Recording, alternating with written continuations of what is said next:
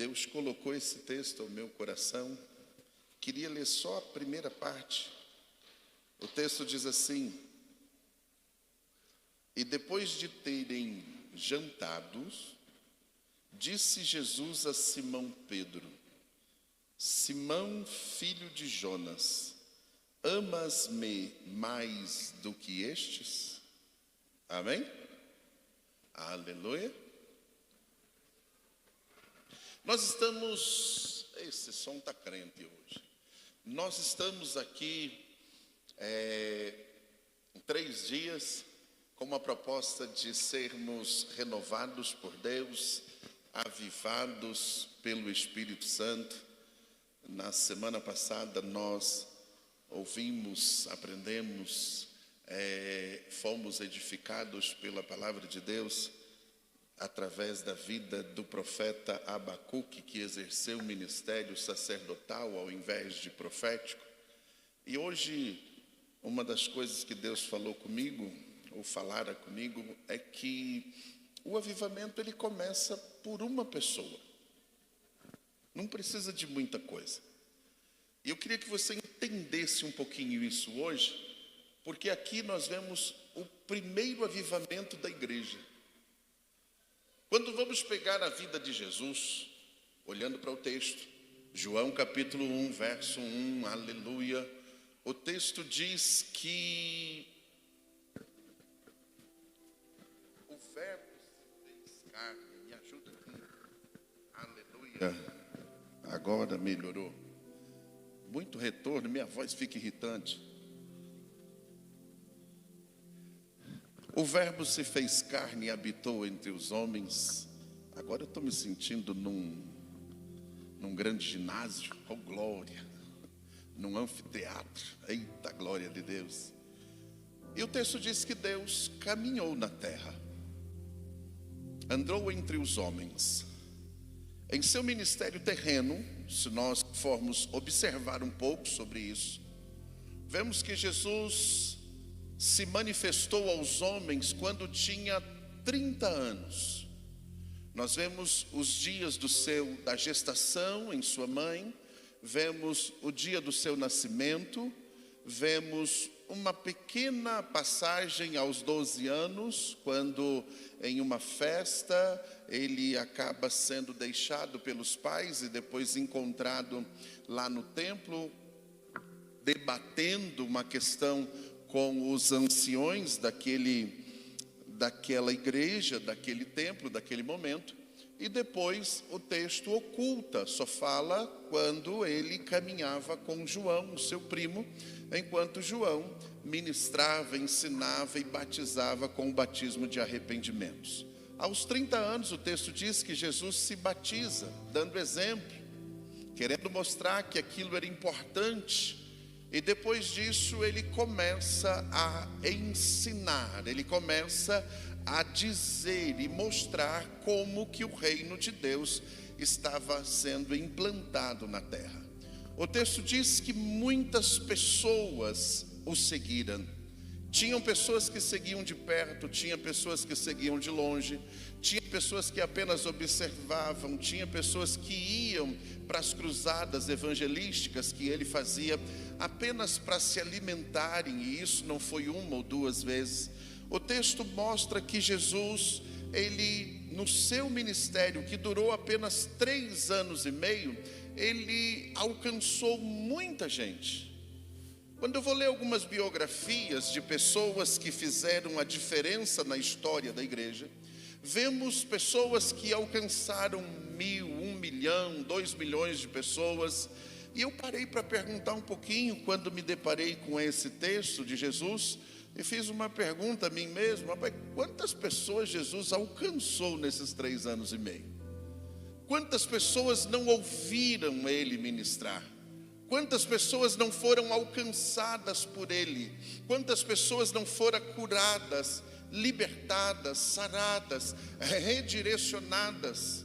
Se pegarmos o texto, em especial a biografia de Jesus escrito por João, vemos que nos últimos capítulos João usa até um exagero para falar que tudo aquilo que Jesus viveu não foi relatado, porque senão não haveria livros para ser escrito. É claro que isso é um exagero, uma hipérbole, mas se formos colocar a vida de Jesus, o ministério de Jesus, os 3 anos e meio dentro dos evangelhos, veremos que há um relato apenas de 50 dias.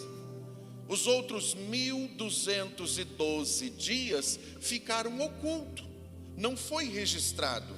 Então, desses apenas 50 dias registrados nesses 4 livros que chamamos de Evangelho, Mateus, Marcos, Lucas e João, nós vemos Jesus alcançando muita gente, fazendo coisas extraordinárias.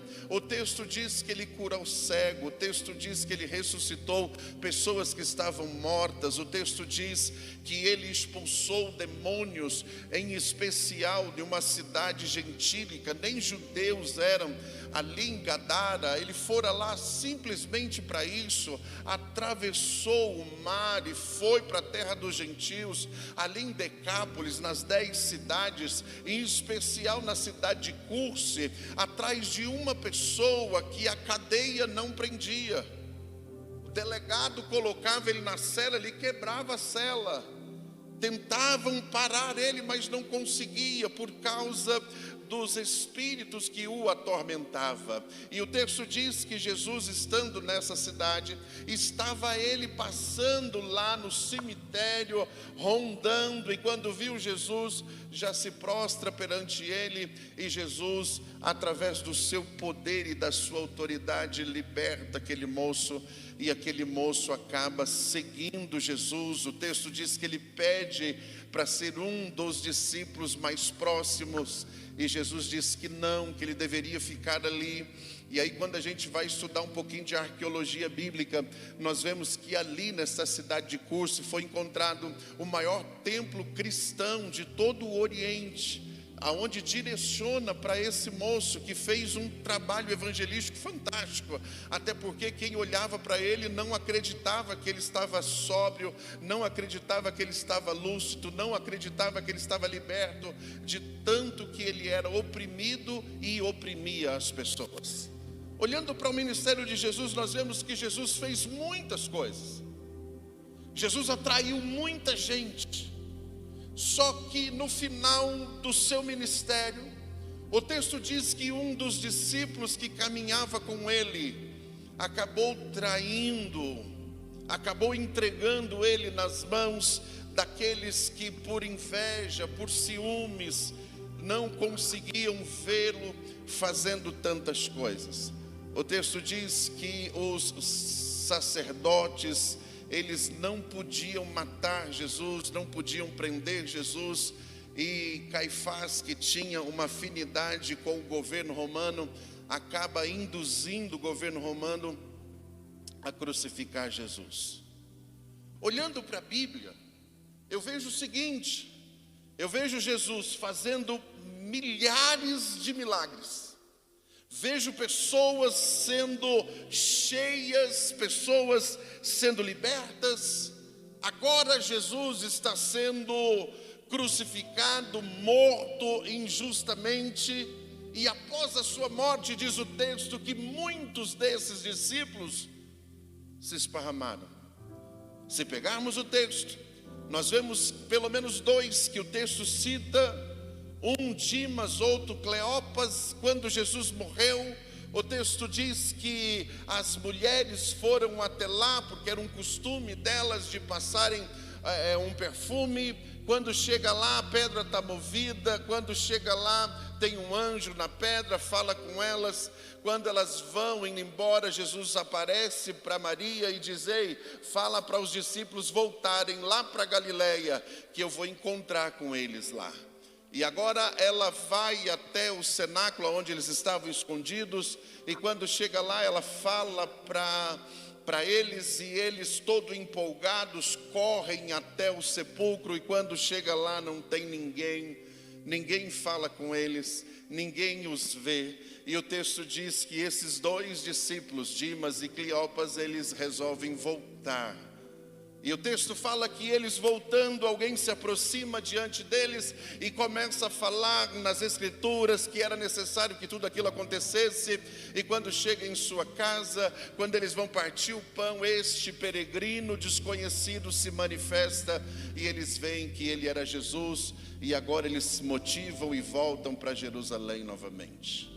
Olhando para a Bíblia, nós vemos o apóstolo Paulo dizendo à igreja de Corinto que depois da ressurreição, Jesus apareceu para mais de 500 pessoas. E mesmo ele aparecendo para mais de 500 pessoas, essas não conseguiram ficar na comunhão. A Bíblia diz que 10 dias depois da ascensão de Jesus, está reunido em cima da casa de Maria, mãe de João Marcos, 120 pessoas. Quantas pessoas? Quantas? 120. O texto diz que nesse dia algo sobrenatural aconteceu. O texto diz que nesse dia o Espírito Santo desceu na terra, encheu eles, trouxe a eles uma visão que eles não tinham, trouxe a eles uma linguagem que eles não conheciam, trouxe a eles uma motivação que eles jamais imaginariam ter. Olhando para isso, nós vemos o seguinte: vemos que esses viveram coisas extraordinárias em Deus, porque foram avivados. Se eu fosse falar de muitos discípulos, poderíamos ficar aqui por muito tempo. Poderíamos falar dos discípulos mais próximos de Jesus. Poderíamos falar dos mais distantes. Mas conversando com Deus, Deus me trouxe ao coração um dos que talvez seja o mais citado deles. Pedro. Já ouviu falar desse cara? Pedro. Este foi um dos primeiros a serem chamados para estar perto de Jesus. Pedro tinha um irmão por nome André. Sua profissão era de pescador. Ele pescava junto com seu pai Jonas. No texto que fizemos leitura, traz isso de uma forma mais clara. O texto diz que ele estava lá na Galileia, lá no mar de Genezaré. A noite não tinha sido boa, a pesca não estava favorável. E quando eles passam a noite toda pescando, não pega nada, o prejuízo é grande. A Bíblia diz que eles estão lavando as redes, a Bíblia diz que eles estão se ajeitando para guardar toda a parafernália para o dia seguinte. E Jesus aparece ensinando. Jesus começa a se aproximar deles, uma grande multidão ouvindo. Jesus, que é o Rei dos Reis, o texto diz que nele foi criado todas as coisas. Sabendo disso, ele usou um recurso natural do som, e ele chega para Pedro e diz: Pedro, eu posso usar o seu barco, porque se ele entrasse no barco e entrasse um pouco para dentro d'água, a sua voz conseguiria ir um pouco mais longe. E Pedro, ouvindo Jesus, diz: por favor, ele entra no barco. Jesus ministra o seu sermão, ensina aquelas pessoas. Quando termina o seu sermão, Jesus vai encostando à beira da praia, diz para ele: Pedro, vá mar alto, isso é, entra mais para as águas profundas, Pedro, e lance a rede. E Pedro, olhando para Jesus, disse: eu respeito a autoridade do Senhor, sei que o Senhor é um homem diferenciado, mas nós passamos a noite toda pescando e hoje não tem peixe. Mas segundo a sua ordem, farei isso.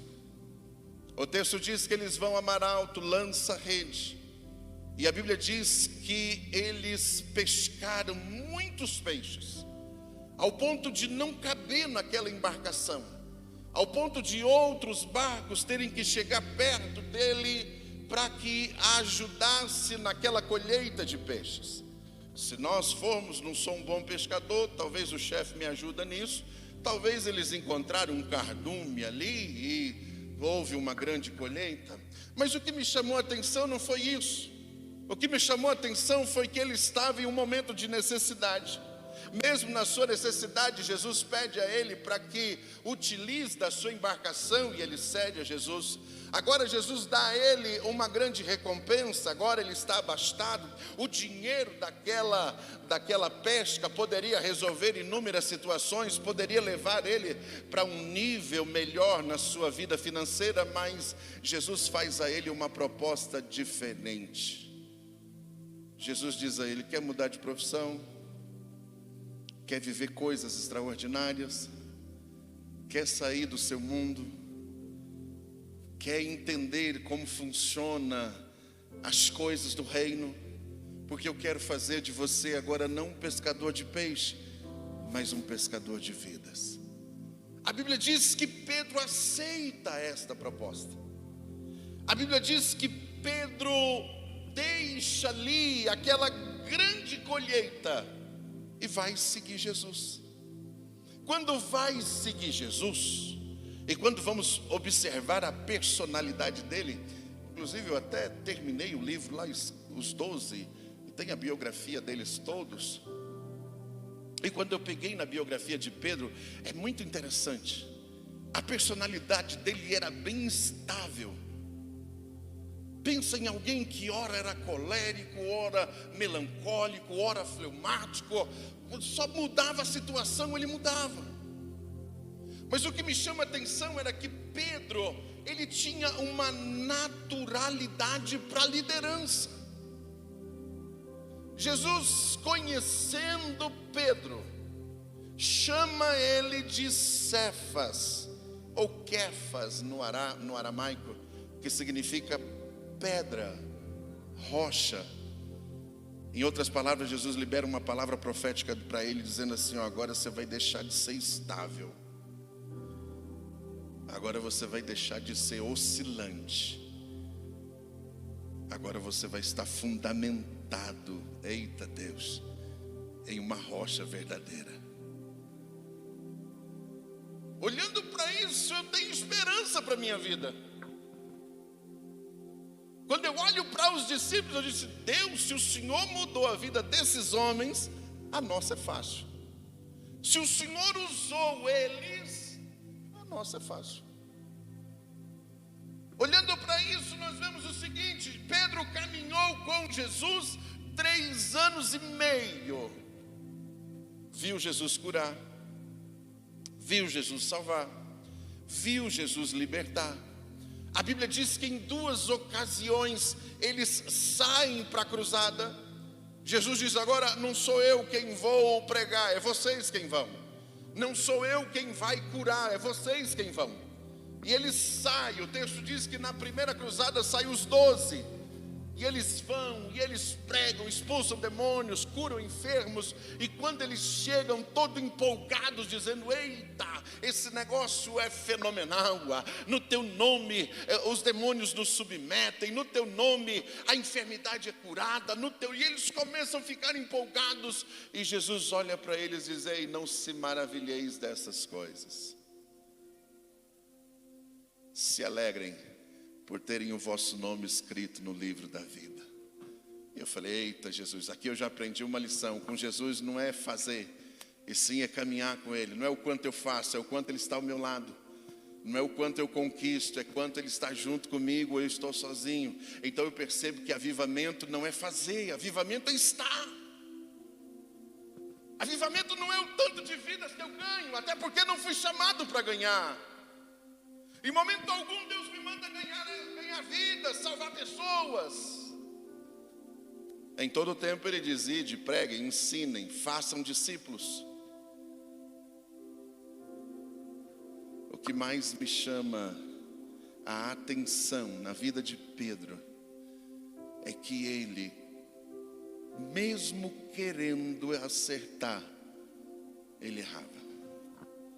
A Bíblia diz que quando chegou próximo do final do ministério de Jesus, Eles estão na última Páscoa.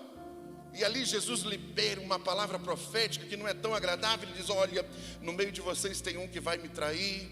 E todo mundo começa a dizer: sou eu, sou eu, sou eu. Eles: não, não, não. E aí Pedro toma a palavra e diz: olha, se todo mundo te deixar, eu seguro. Eu não te deixo. E Jesus olha para eles: ô Pedro, eu tenho uma notícia ruim para ti. Ele diz: e foi o que, Jesus? Olha, antes do galo cantar, você vai me negar. Aí se você vai estudar o texto, ou o contexto, Jesus foi preso lá no Getsêmani pela guarda romana, pela guarda do templo, melhor dizendo, é levado para a casa de Caifás. Ele passa a noite na casa de Caifás. Caifás era o sacerdote, era o sogro, o genro, é quem estava na ativa. Na casa de um sumo sacerdote não podia ter esse tipo de ave. O texto diz que ele está ali. João era amigo da família, então João tinha acesso ao pátio da casa. Agora entra João com Pedro, e o texto fala que em determinado momento Pedro está junto com João e algumas pessoas conversando, e alguém olha para Pedro e diz: ei Pedro, tu é um deles.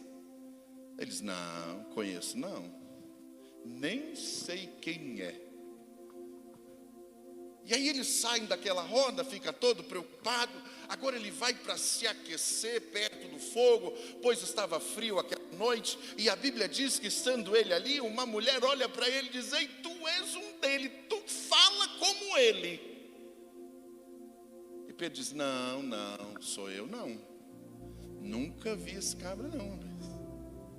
E Pedro começa a ficar preocupado, porque se descobre que ele era um deles, ele estava ali correndo risco de vida. E agora o texto bíblico diz que ele sai, e quando ele está saindo perto do portão da saída, alguém olha para ele e diz: rapaz, tu és um deles sim, tu fala como eles, anda como eles, se veste como ele. E a Bíblia diz que Pedro começa a praguejar Jesus. E o texto é enfático: enquanto ele praguejava Jesus, ele olhou para Jesus e Jesus olhou para ele. E aí o tal galo cantou. Mas o galo aqui não é galo.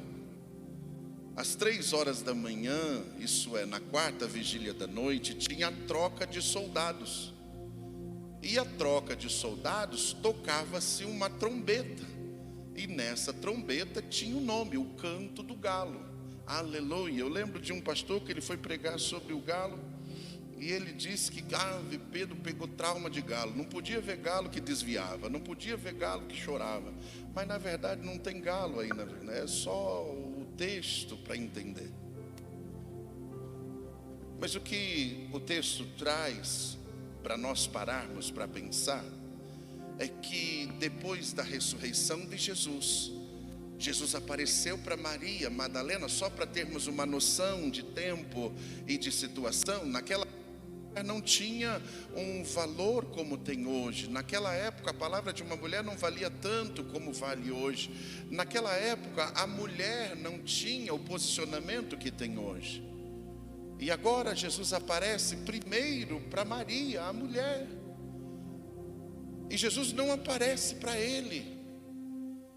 E agora ele começa a se mutilar internamente. E o texto diz que quando ele volta para o cenáculo, está lá reunido aquelas pessoas, e ele diz assim: olha, para mim já deu, eu vou voltar para a pesca. E eu pude parar um pouco para pensar. E você sabia que você tem um poder de influência que talvez nem você saiba disso?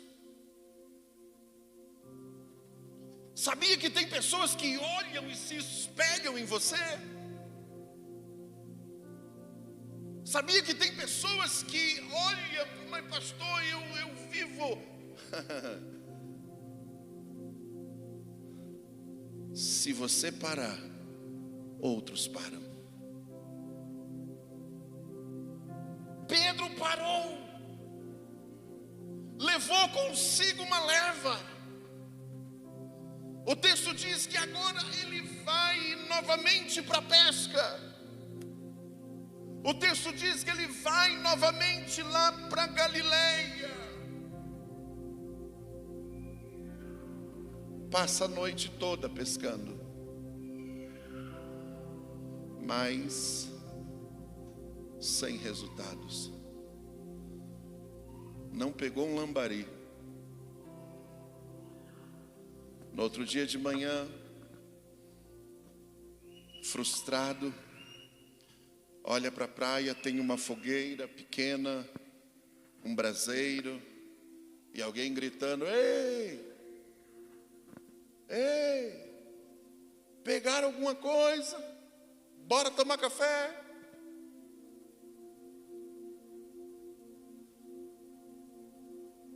Pegamos nada. Então joga para o outro lado. Eles sabiam que a embarcação não podia ir para o outro lado. Só tinha um maluco que falava isso. Não tinha outro. Toda a embarcação era feita para o equilíbrio, de uma forma onde virava-se o barco para lançar as redes, e não simplesmente jogava do outro lado. Quando a gente pensa em rede, não é aquela rede que alguém joga, que fica bonito, arma aquele. Não, nós estamos falando de outro tipo de rede. Nós estamos falando de rede que vai soltando e soltando, só com as boias em cima. Mas de repente alguém grita da praia e diz: ei, vira o barco para o outro lado e joga. E talvez Pedro disse: rapaz, há 3, quase 4 anos atrás, alguém disse isso. E a Bíblia diz que eles viram a embarcação, jogam a rede, e a rede vem cheia novamente. O texto diz 153 grandes peixes. Mas com Pedro, aquela pesca teve um valor diferente. O texto diz que Pedro tira a sua roupa de cima, fica só de calção. Em algumas traduções diz que ele ficou nu. A nudez de um judeu é diferente da nudez nossa, ocidental. E ele lança na água e nada até a praia. Quando chega lá, vê Jesus. A Bíblia diz que eles comem com Jesus. A Bíblia diz que eles passam o dia com Jesus.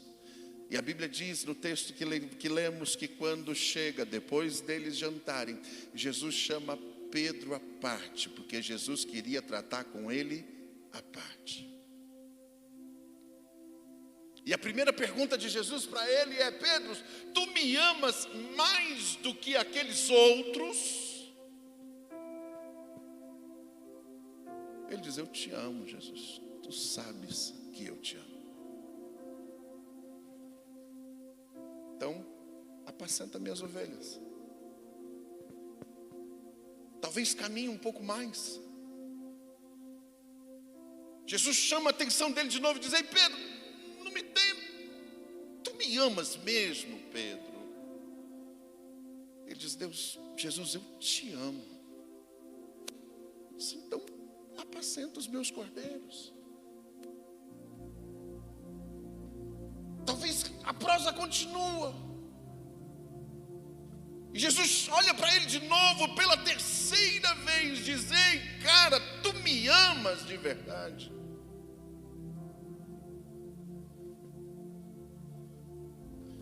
Você já teve uma experiência de ser questionado por Deus? Quem já sabe o que eu estou dizendo? Para as pessoas a gente pode pôr uma máscara e dar uma resposta qualquer. Mas para Deus, que conhece os nossos pensamentos, como responder de qualquer forma? A Bíblia diz que ele responde a Jesus: Jesus, tu sabes o quanto eu te amo. E pela terceira vez Jesus dá a resposta para ele. E qual é a resposta? Exerça o ministério que eu te dei, que eu te vocacionei, que eu te chamei. Pastor, defina avivamento. exercer a chamada de Deus para a minha vida.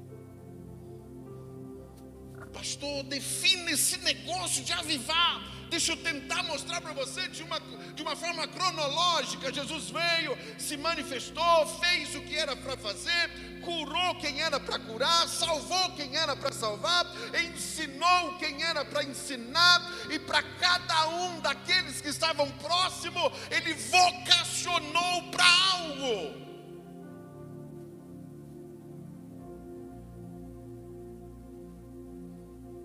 Agora Pedro falhou. E quem nunca falhou? A falha de Pedro o fez convencer de que ele não era mais digno de exercer aquela função. A falha dele o fez afastar de Jesus. Mas Jesus chega até ele, sonda o seu coração e lhe faz 3 perguntas, esperando 3 respostas. E agora as respostas não poderiam ser influenciadas pelo ambiente em que ele estava. Porque quando ele negou, o ambiente o forçou a negar. Quando ele praguejou, o seu instinto de proteção veio à tona e falou por ele mesmo. E agora Jesus o chama e diz: ei, agora você está em paz, nós estamos em paz, e eu quero saber o que está dentro do seu coração. Porque isso é mais importante para você do que para mim. Me amas? Amos. Apacenta. Me ama? Amos. Cuida. Me ama? Amo. Exerça o ministério que você foi chamado. Pastor, eu não consigo exercer o ministério. Será que o amor para com Ele é verdadeiro? Eita, Jesus. Se você ama Jesus, fica de pé comigo. Se não ama, pode ficar sentado. Pastor, o senhor me coagiu aí, viu? Aleluia. Deixa eu chamar o pessoal da música aqui. Eu sou inteligente às vezes, viu? Mas eu acredito que você ama Jesus, sim ou não? E a questão aqui não é se eu o amo ou não, é o quanto eu o amo. A questão é o que eu estou disposto a abrir mão por esse amor. Avivamento. Pedro perdeu um momento de comunhão e Jesus resgatou. O avivamento é isso. Trazer de volta aquilo que eu tinha lá atrás. Se lembra de Davi? Já ouviram falar de Davi? Amém? Já? Lembra quando ele não vigiou, ficou olhando lá e viu a moça bonita, a vizinha? Lembra? O texto diz, ele sendo rei, tendo autoridade, mandou a vizinha vir. A vizinha era casada, deu problema, estava no período fértil, engravidou, o marido estava na guerra. Manda chamar o marido para tentar ajustar isso. O marido não entra no quarto de jeito nenhum, prefere dormir no chão da porta do que entrar no quarto.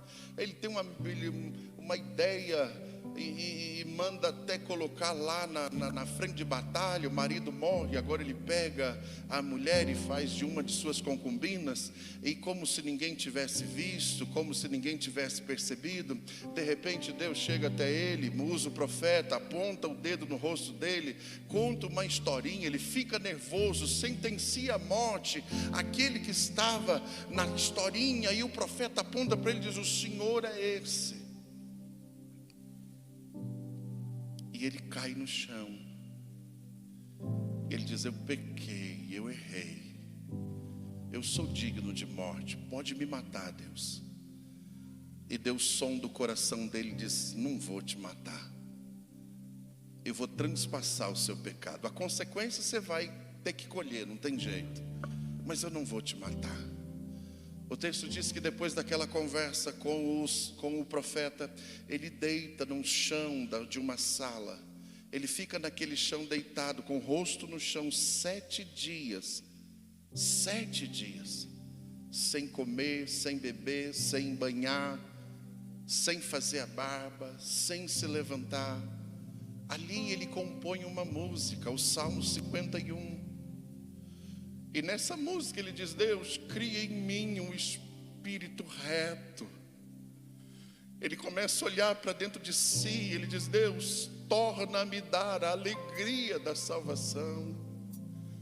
Porque o pecado tira isso. Quando a gente nega Jesus, quando a gente se afasta de Jesus, essa alegria vai embora.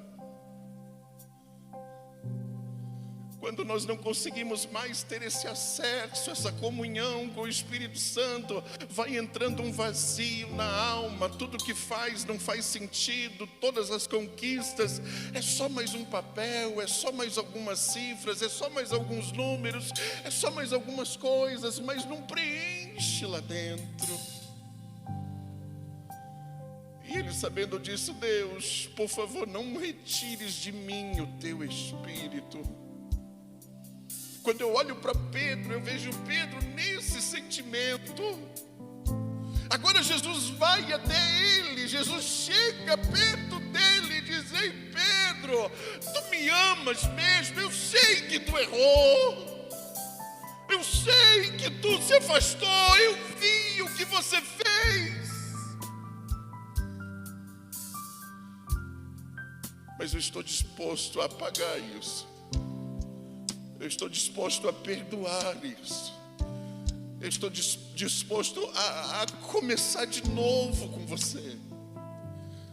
Porque quando Jesus aparece a Maria, Jesus diz para ela: vai lá, fala para eles irem para Galileia. Galileia foi o ponto de partida. Foi quando Jesus começou. E agora no final, Jesus volta lá no começo com eles para dizer assim: ei, eu não desisti de você. Eu não desisti de você. Que larabassouve essa glória. Feche os seus olhos. Fala com ele aí agora. O Espírito Santo está aqui. Amanheceu, nada pesquei. Parecia ser apenas mais um dia como qualquer outro. Estava cansado, sem forças, desanimado, decidido a largar tudo e parar. Deus conhece tua estrutura, sabe o que está fazendo. Mesmo que seja difícil, não pare, Ele está vendo. Colheu todas as tuas lágrimas e mandou a ti falar. Pega o que Ele te entregou e volte para o mar, que é o teu lugar. Quem mandou largar a rede? Quem mandou você parar? Volte para o mar alto, do lugar da tua vergonha eu vou te honrar. Quem mandou largar a rede? Quem mandou você parar? Volte para o mar alto, do lugar da tua vergonha eu vou te honrar. Filho, eu vou te honrar. Estenda suas mãos assim, ó. Deixa eu contar um segredo para vocês.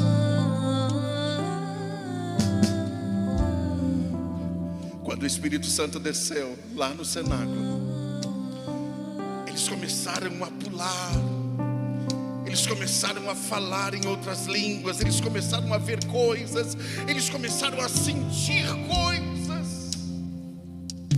O texto diz que ali ficou pequeno e agora eles começaram a descer. O texto diz diz que eles começaram a andar pelas ruas e as pessoas olhavam para eles e via coisas diferentes. Eles falando algo que não tinha noção do que falava, mas quem ouvia em sua própria língua, havendo naquele dia 19 nações diferentes, ouvindo-os falar em sua língua sobre as maravilhas de Deus. Alguns começaram a zombar, dizendo que eles estavam bêbados, embriagados, e no meio disso, quem se levanta? Pedro. Pedro levanta sua voz e diz: ei, eles não estão bêbados a essa hora do dia. Na verdade, isso é o cumprimento da profecia de Joel. E ele começa explicando, cheio de Deus. Quando pensa que não, 3.000 pessoas se rendem aos pés de Jesus por causa de um discurso daquele que não desistiu, daquele que foi alcançado, daquele que disse eu te amo, daquele que disse eu quero estar, daquele que disse eu quero viver esse avivamento. Se é para apacentar, eu vou apacentar. Se é para fazer, eu vou fazer. Eu vou viver a minha chamada, eu vou viver o meu ministério, porque fazendo isso, o Espírito de Deus vai me encher. Eita Deus, então não tem por que fugir, não faz sentido se esconder. Nesta noite, se entrega a Ele, se entrega a Ele, se entrega a Ele. Diga a Deus, eu estou aqui. Diga a Deus, eu estou aqui. Sabe o que está fazendo, mesmo que seja difícil, não pare, Ele está vendo. Colheu todas as tuas lágrimas e mandou a te falar. Pega o que Ele te entregou e volte para o mar, que é o teu lugar. Quem mandou largar a rede? Quem mandou você parar? Volte para o mais alto do lugar da tua vergonha, Deus vai te honrar.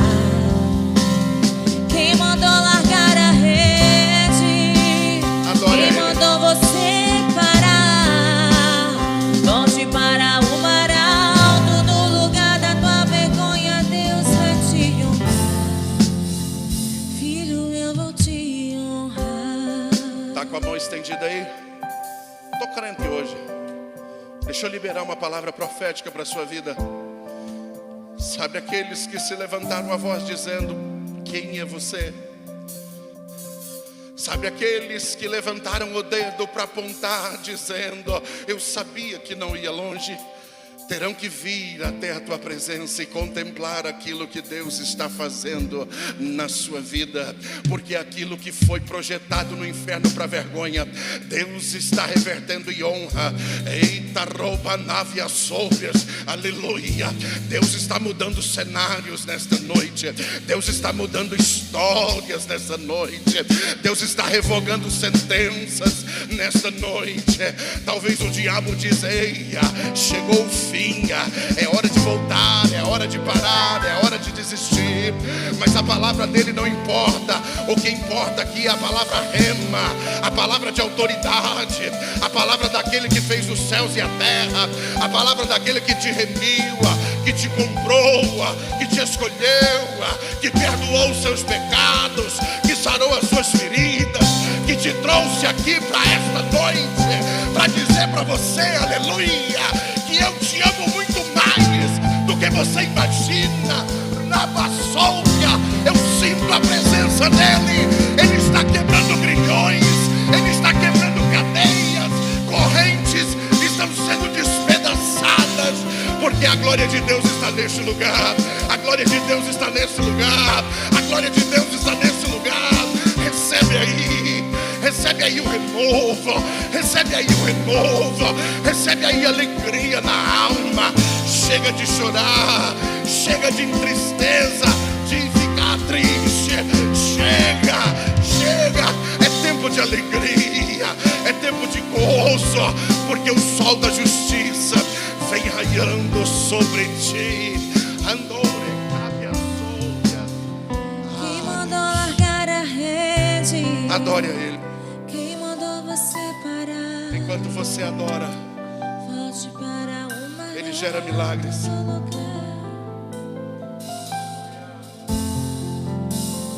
Quem mandou largar a rede? Quem mandou você parar? Volte para o mar alto. No lugar da tua vergonha, Deus vai te honrar. Filho, eu vou te honrar. Receba da parte de Deus. Ei, eu conheço a sua estrutura, filha. Eu conheço as suas limitações, filho. Filho meu, derobenoica, chondobedai.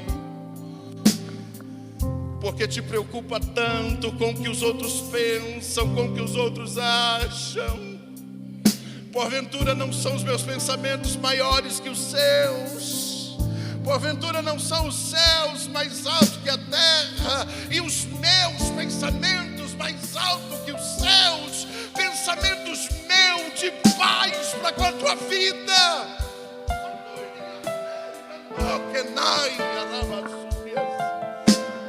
Ah, Jesus, para que se martirizar se eu já te perdoei? Para que se rebaixar se eu já te exaltei?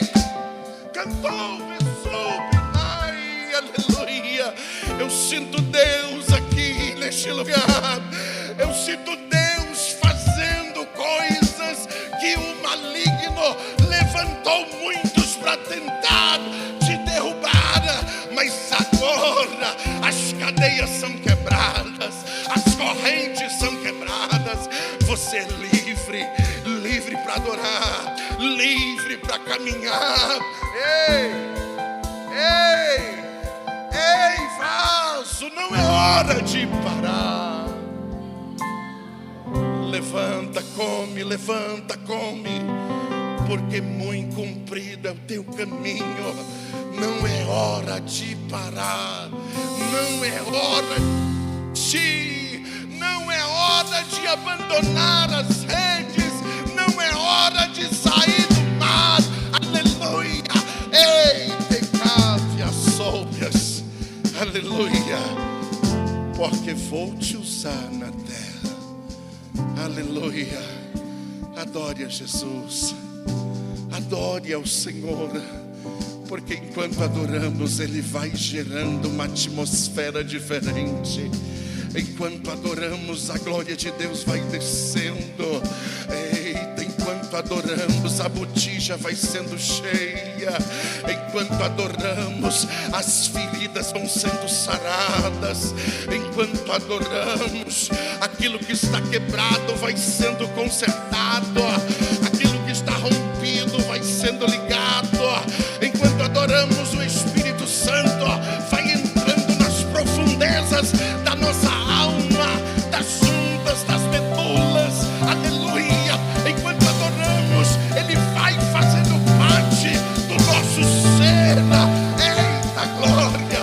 Então adore, Kadosh, Allah, Sobedai.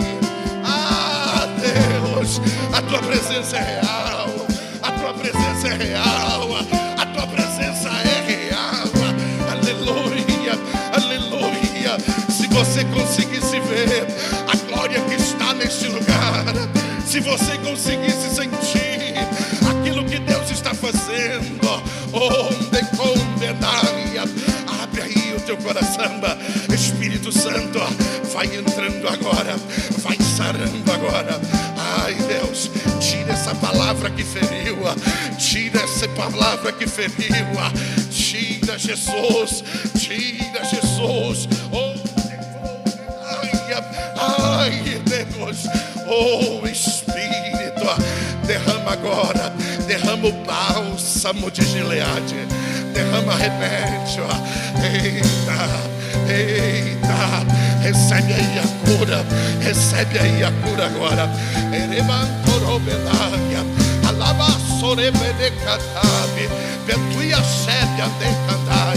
Ah, Deus, Ele está liberando uma unção de cura no nosso meio. Receba aí, receba aí, receba aí, receba aí, receba aí, aleluia. Ah, Deus, eita, eita, oh, aleluia.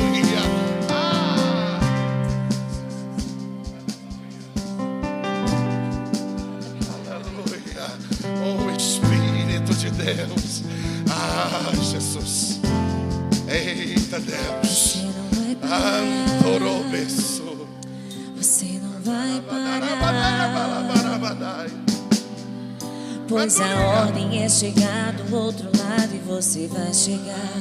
Você não vai parar, você não vai parar, você não vai parar. Olha aí, olha aí.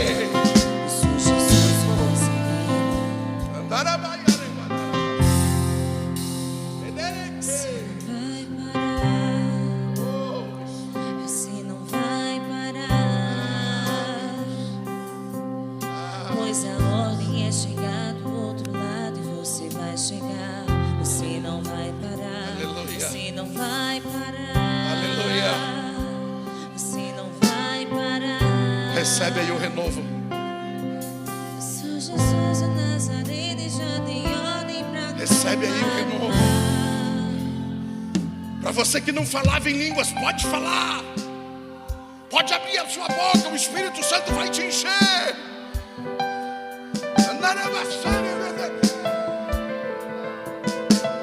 Ah, Deus.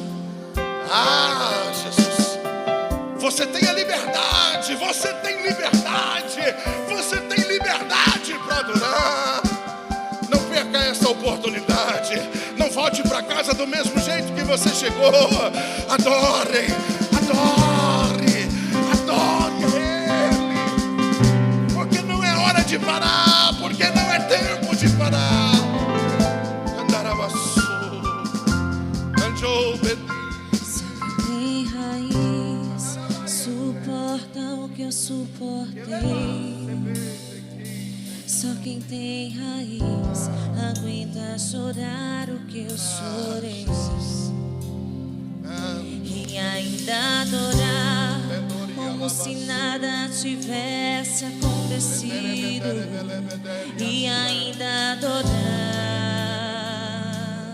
Oh, só quem tem raiz suporta o que eu suportei. Só quem tem raiz aguenta chorar o que eu chorei. E ainda adorar como se nada tivesse acontecido. E ainda adorar.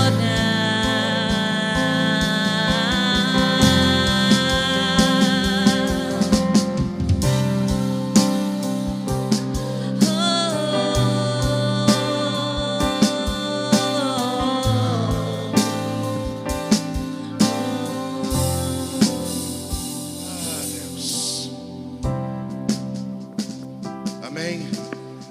Aplauda Jesus nessa noite.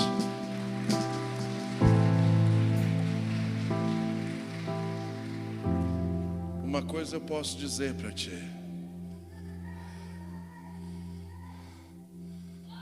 o diabo perdeu. Às vezes ele entra num processo para tentar convencer-nos que para nós não tem mais jeito. Mas hoje eu senti Deus tão pertinho dizendo: me amas? Viva a sua chamada. Viva a sua chamada. Porque você vai experimentar coisas que olhos não viram, nem ouvido ouviram. Nem subiu a coração de ninguém. foi o que Ele preparou para você. Amém?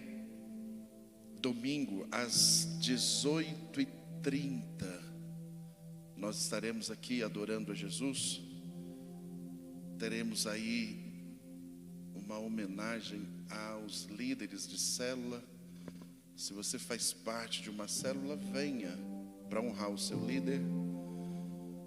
Teremos uma palavra rema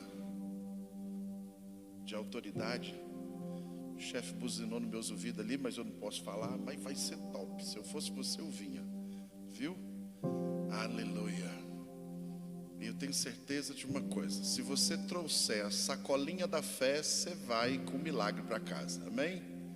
Se vir sem a sacolinha da fé, não leva nada. Mas se trouxer, vai receber. Estenda a mão assim, vamos receber a graça, a bênção apostólica. Que a graça do Senhor Jesus, o grande amor de Deus, a comunhão do Espírito Santo esteja com todos, e todos digam: que Deus abençoe a todos em nome de Jesus.